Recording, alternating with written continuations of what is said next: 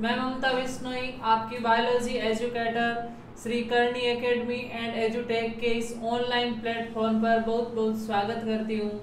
कैसे हो सभी स्टूडेंट्स? मैं आशा करती हूँ कि आप सभी अच्छे होंगे, अपने स्वास्थ्य का ध्यान रख रहे होंगे और अब टाइम आ गया है कि अपनी जो पढ़ाई है उसको आप कंटिन्यू कीजिए। घर पे बैठे बैठे इस ऑनलाइन क्लासेस का पूरी तरह फ़ायदा उठाइए। और अपन को अब बिल्कुल 11th क्लास में आप स्टूडेंट्स आ गए और 10th बोर्ड को आप पार करके आए हो, तो अब आपके लिए एक नया रास्ता है, क्योंकि आपकी जो कैरियर का जो मकसद है उसको चुनने के लिए आपके पास अभी रास्ते हैं। क्योंकि आपके पास अभी अलग अलग 3 रास्ते दिखाई देते हैं। देखिए, जब स्टूडेंट 10th क्लास को पास करता है तो उसके सामने फिर अलग अलग रास्ते आते हैं। अब उस रास्ते में आपके पास कई विकल्प होते हैं कि आप अपना कैरियर किस प्रकार का चुनना चाहते हो। आपके सामने साइंस स्ट्रीम भी होती है, आर्ट्स भी होती है और कॉमर्स भी होती है। अब उसमें आपकी रुचि को देखा जाता है, साथ में 10th के मार्क्स को देखा जाता है कि भाई किस सब्जेक्ट के अंदर आपके अच्छे नंबर आए हैं, तो आप उस नंबर के हिसाब से आप अपना कैरियर सेलेक्ट करो। इसके साथ ही सबसे इम्पोर्टेंट होता है आपकी रुचि, कि आप किस फील्ड में रुचि लेते हो। कोई स्टूडेंट्स होते हैं जिनकी मैथ्स में रुचि होती है, कोई स्टूडेंट्स होते हैं जिनकी आर्ट्स में होती है, जैसे जो इतिहास हो रहे सामाजिक का ये पार्ट होता है उनमें उनको इंटरेस्टिंग लगता है पढ़ना। कुछ स्टूडेंट्स होते हैं जो खोज के बारे में, साइंस के बारे में पढ़ना चाहते हैं। कुछ स्टूडेंट्स होते हैं जो कॉमर्स से रिलेटेड इंटरेस्टिंग होते हैं। तो मैं आपको यही बोलती हूँ कि जो सबसे पहले अपनी रुचि को वरीयता देनी चाहिए। क्योंकि अगर आप जो भी स्ट्रीम चुन रहे हो, जो भी आप लक्ष्य रास्ता चुन रहे हो, जब तक आपके उसमें रुचि नहीं होगी तब तक आप उसको आपको कंप्लीट नहीं कर सकते। अब मेरे सामने जो स्टूडेंट्स जुड़े हुए हैं, मैं यही लेके चलूंगी कि जो सभी आप बायोलॉजी के स्टूडेंट्स हो जिन्होंने पीसीबी को सेलेक्ट किया है, यानी आप बायोलॉजी में आप रुचि रखते हो, मैथ की तुलना में आपको बायोलॉजी इंटरेस्टिंग लगती है, अच्छी लगती है, इसलिए आपने सेलेक्ट किया। मैं खुद बायोलॉजी के स्टूडेंट्स हूँ, तो मेरे को पता है कि जो स्टूडेंट्स 10th पास करके बायोलॉजी लेना चाहते हैं उनके दिमाग में क्या क्या खिताब रहता है, क्या क्या उनके दिमाग में लक्ष्य रहता है, वो क्या चाहते हैं कि भाई मेरे को आगे क्या बनना है। तो जो 10th पास करके स्टूडेंट बायोलॉजी लेता है उसका सबसे पहले यही लक्ष्य होता है कि मैं डॉक्टर बनना चाहती हूँ। क्योंकि अगर आपको डॉक्टर बनना है तो सबसे पहली सीढ़ी है आप 11th क्लास के अंदर पीसीबी का सेलेक्ट करो, क्योंकि इसके अंदर यही आपका बेस है, पहली सीढ़ी है उस रास्ते तक जाने के लिए। अपन लोगों ने जो बायोलॉजी सेलेक्ट की है इसमें आगे कैरियर के बहुत सारे ऑप्शन है। और जहाँ तक मैं मानती हूँ कि जो भी आपके स्ट्रीम्स है तीनों है, आर्ट्स कॉमर्स और साइंस। और साइंस में भी जो बायोलॉजी का जो पार्ट है, मैं इनमें से जो इस रास्ते को चुनता है वो मेरे हिसाब से सबसे फायदे में रहता है। मैं ये इसलिए नहीं कह रही हूँ कि मैंने भी बायोलॉजी सेलेक्ट की या अपन लोगों ने बायोलॉजी सेलेक्ट की इसलिए हम इसकी तारीफ कर रहे हैं। बाकी मैंने बायोलॉजी की, जब 11th क्लास के अंदर मैंने बायोलॉजी ली तो मेरा सपना था डॉक्टर बनने का, और मैंने उस रास्ते पर चलकर तैयारी भी की, लेकिन किसी कारणों से मैं थोड़ी बहुत पीछे रह गई। लेकिन आज मैं जिस मुकाम पे हूँ, मैं उसी लक्ष्य को निर्धारित करने के लिए जिस रास्ते को मैंने चुना उस रास्ते से आज भी मैं बहुत खुश हूँ कि मैंने इस रास्ते को सेलेक्ट किया और मैं अपने पैरों पर खड़ी हो चुकी हूँ। वही उसी रास्ते का कारण है। इसका मैं आज आपको बिल्कुल फायदा बताती हूँ कि जो अपन ने ये बायोलॉजी सेलेक्ट की है ना, इस बायोलॉजी का अपन को क्या क्या फायदा है। देखिए, सबसे पहले तो जो स्टूडेंट्स बायोलॉजी को सेलेक्ट करता है उसमें 10th में उसके अच्छे मार्क्स रहते हैं, साइंस में इस हिसाब से भी करता है। फिर दूसरा वो देखता है, क्योंकि साइंस में अगर अच्छे आपके मार्क्स आ रहे हैं तो आप बायोलॉजी को ऑप्शन लेते हो। अगर आपके साथ में मैथ्स भी आ रहे हैं तो स्टूडेंट्स कई मैथ्स को भी लेते हैं। लेकिन बायोलॉजी लेने वालों की रुचि होती है इन एनिमल्स के अंदर जो बॉडी पार्ट्स हैं उनके बारे में स्टडी करने का मकसद होता है।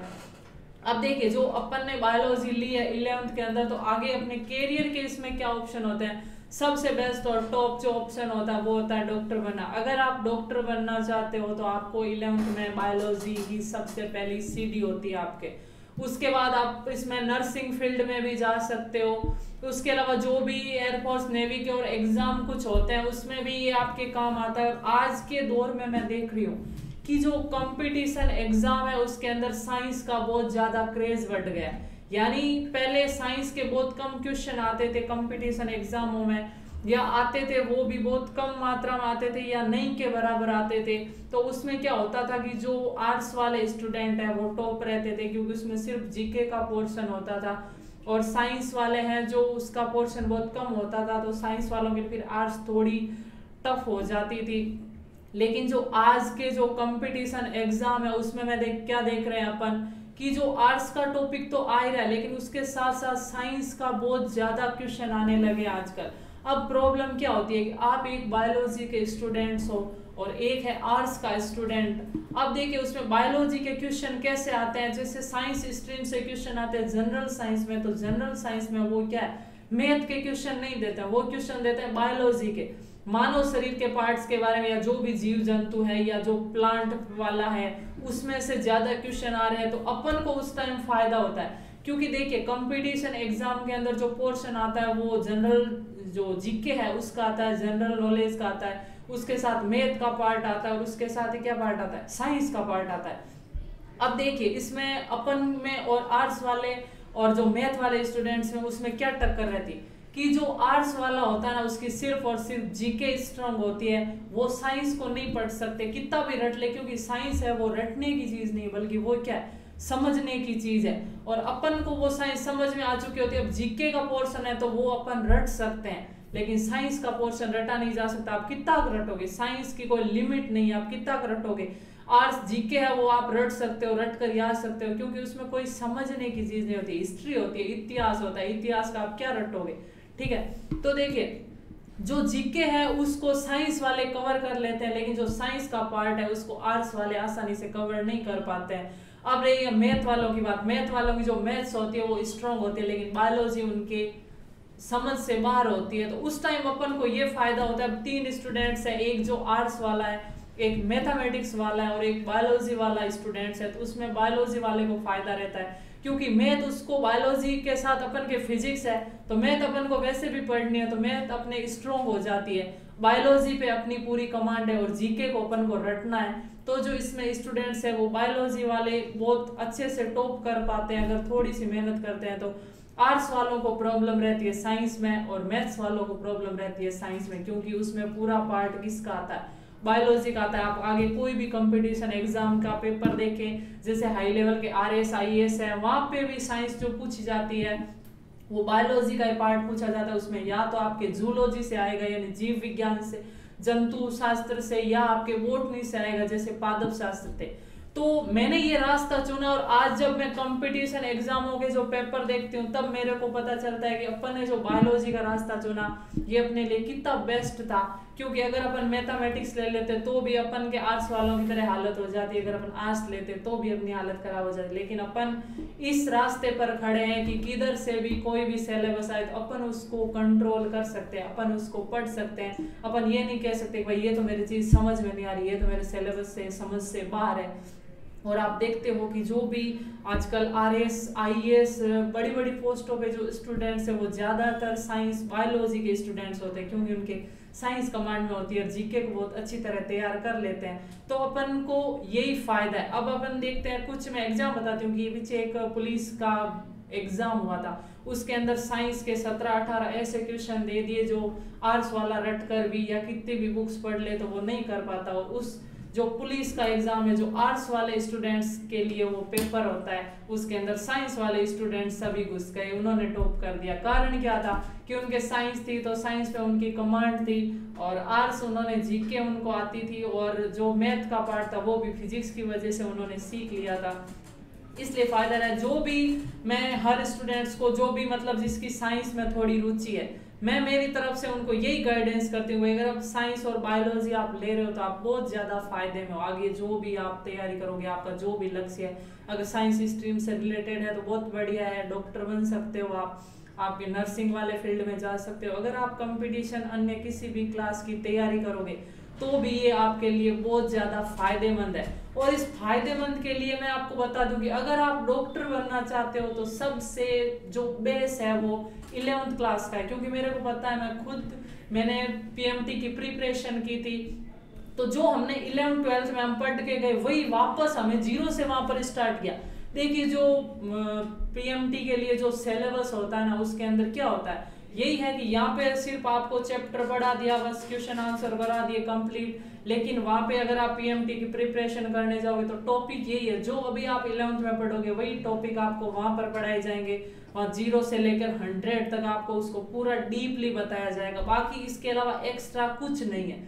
तो मैं आपको कहना चाहती हूँ कि आप किसी भी आगे स्ट्रीम की तैयारी करना चाहते हो, चाहे आप डॉक्टर बनना चाहते हो या नर्सिंग फील्ड में जाना चाहते हो, तो भी आपको आगे जाके यही चीज पढ़नी है। तो क्यों ना अपन जो अभी स्टार्ट कर रहे हैं इसी से अच्छी तरह अपन स्टार्ट करें, ताकि हमें आगे ज्यादा फोर्स ना लगाना पड़े। हम क्या सोचते हैं कि आगे हमें कंपटीशन की यार जो जॉब की तैयारी करने वो 12th के बाद की पढ़ाई काम आएगी, बिल्कुल नहीं। अगर आप इस फील्ड में हो तो आपके 11th 12th बहुत ज्यादा काम में आने वाली है, और 12th से ज्यादा पीएमटी के अंदर 11th के चैप्टर के क्वेश्चन आता है, और वही आपको बिल्कुल डीपली से पढ़ाए जाएंगे। और जिस प्रकार मैं आपको पढ़ाऊंगी उन नोट्स के माध्यम से, मेरे पास जो अवेलेबल है पीएमटी के नोट्स, मैं उन नोट्स के माध्यम से आपको इतना अच्छी तरह समझाऊंगी कि आपको जब आगे तैयारी करोगे तो आपको बहुत कम प्रॉब्लम आएगी, आप आसानी से समझ पाओगे। क्योंकि वही चीज है, जैसे इसके अंदर कुछ चैप्टर है, जैसे कोशिका है, तो कोशिका के अंदर यहाँ पे जो क्यों चैप्टर में लाइनें दी हुई है, वही लाइनें आगे जाके पीएमटी के पेपर में क्वेश्चन बन जाती है। मैंने खुद ने, मेरे साथ भी था, मैंने देखा है, तो स्कूल में पढ़ते थे तो इग्नोर कर देते थे कि क्या है ये, क्या काम है, बस रट लो आंसर कर लो। अपन को रटना नहीं, अपन को हर चीज समझ समझ के पढ़ना है, और मैं आपको उसी तरीके से पढ़ाऊंगी कि आपको भी रटना ना पड़े, आप समझ लो, और आपका इस बायोलॉजी इस सब्जेक्ट के अंदर और ज्यादा इंटरेस्ट डेवलप हो।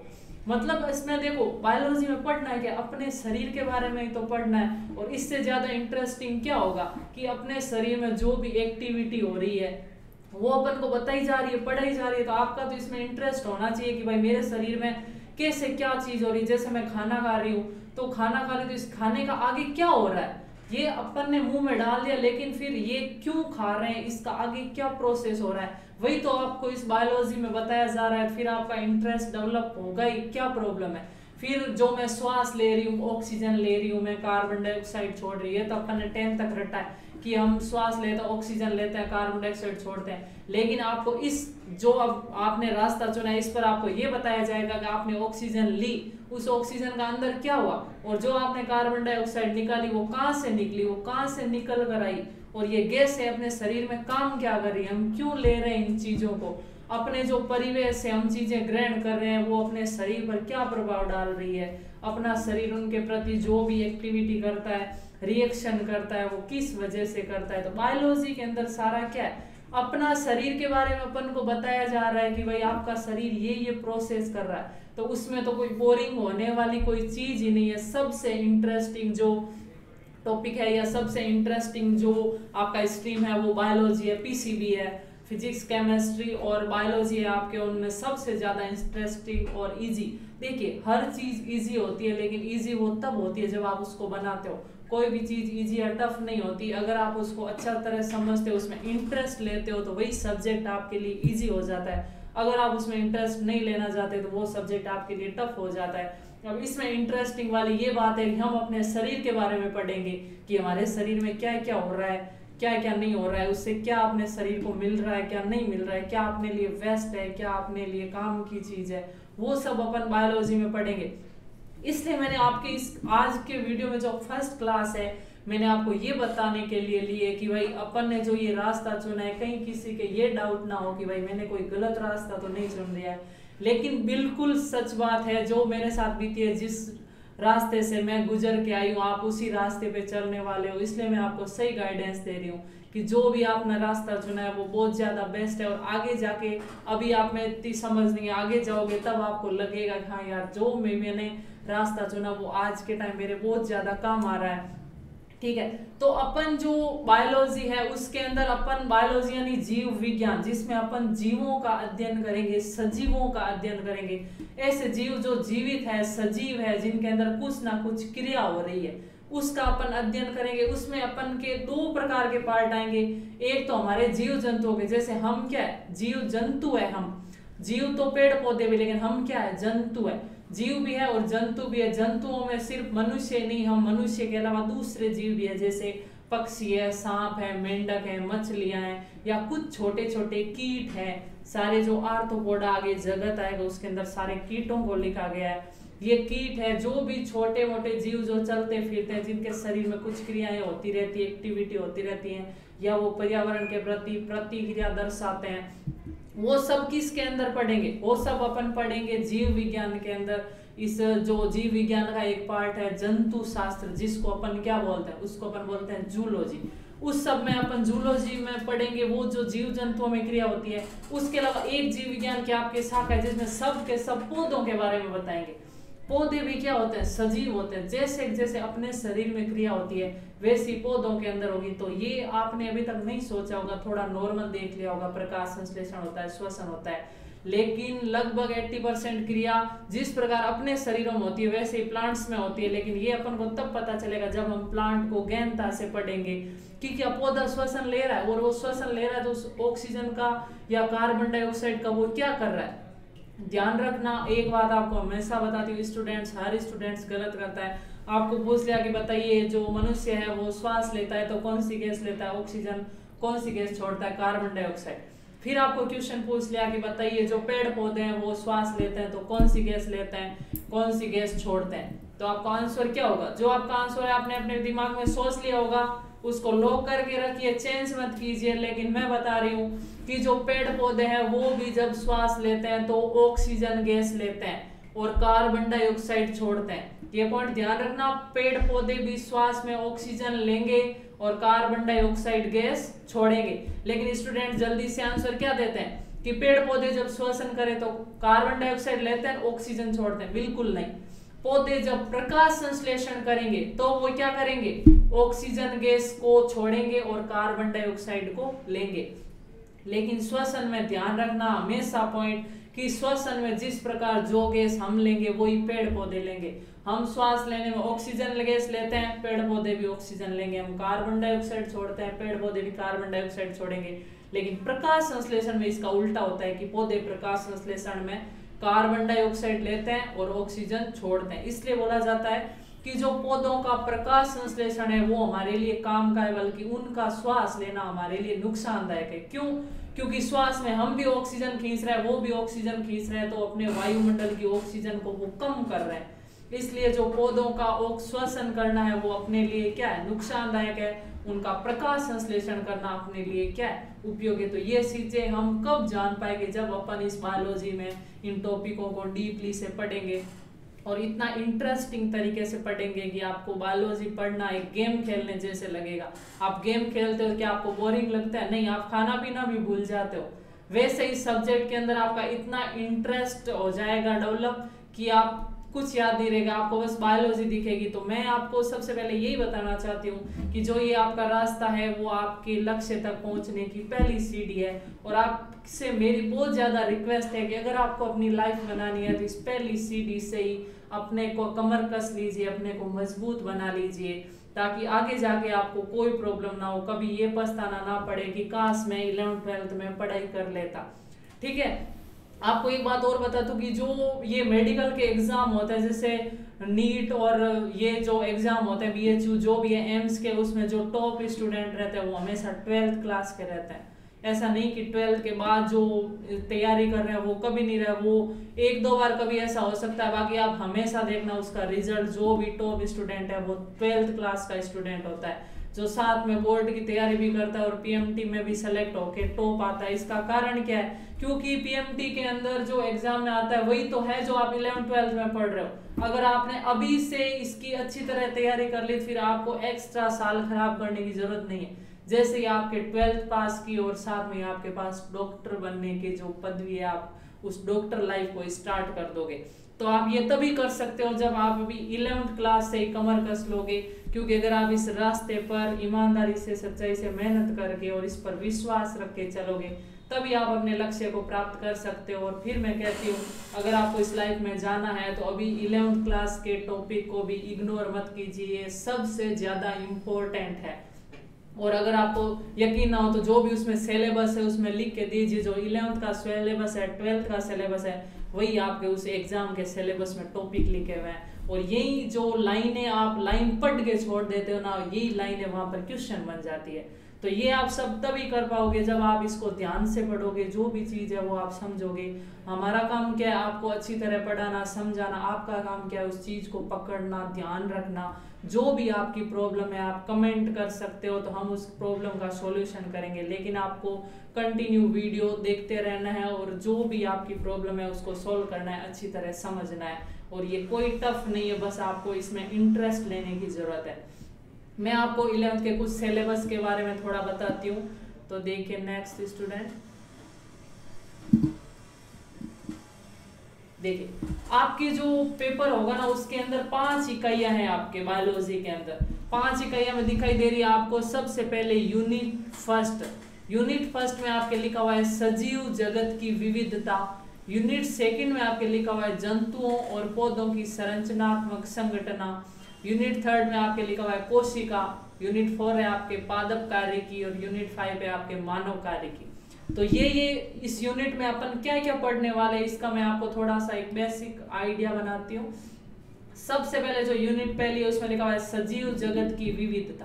अपन देखते हैं कि अपने चारों ओर विभिन्न प्रकार के, क्या पौधे सभी एक जैसे होते हैं? नहीं होता है। क्या जीव सभी एक जैसे होते हैं? नहीं होते। हम मनुष्य अलग प्रकार के हैं, जो कीट है वो अलग प्रकार के, ये जो दूसरी मेंढक प्रजातियां हैं, सांप प्रजातियां, मछलियां हैं, पक्षियां हैं, वो सब क्या है अलग अलग प्रकार के, यानी सब में अलग अलग विभिन्नताएं पाई जाती है। ना तो पौधे एक जैसे होते हैं, ना ही जीव जंतु एक जैसे होते हैं। तो ये किस किस प्रकार के होते हैं, इनमें क्या समान होता है, क्या अलग अलग होता है। यानी पौधों की जो अलग अलग वेराइटी है तो उनमें अलग अलग जनन होगा, अलग अलग पोषण होगा, अलग अलग वो उत्सर्जन करेंगे।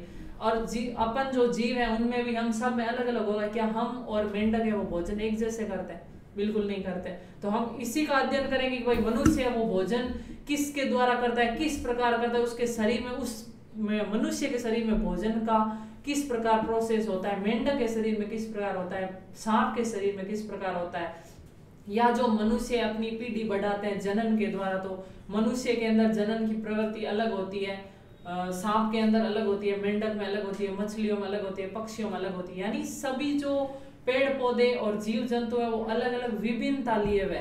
इसलिए इस जो यूनिट है इसके अंदर अपन क्या पढ़ेंगे, सजीव जगत की विविधता। यानी जो भी जीव जंतु है उनके अंदर जो अलग अलग प्रकार की क्या पाई जाती है, विभिन्नता पाई जाती है। और इस विभिन्नता को अपन पढ़ेंगे। विभिन्नता शरीर की संरचना के बारे में भी हो सकती है, जनन के बारे में भी हो सकती है, पोषण के बारे में भी हो सकती है, उनके आवास के आधार पर भी हो सकती है कि हम अलग प्रकार से रहना चाहते हैं। मेंढक है वो पानी में भी रहता है, जमीन पे भी रहता है, हम सिर्फ जमीन पे रहते हैं। तो इस आधार पर जो भी इनमें विविधता है वो हम इस यूनिट में विस्तार से पढ़ेंगे।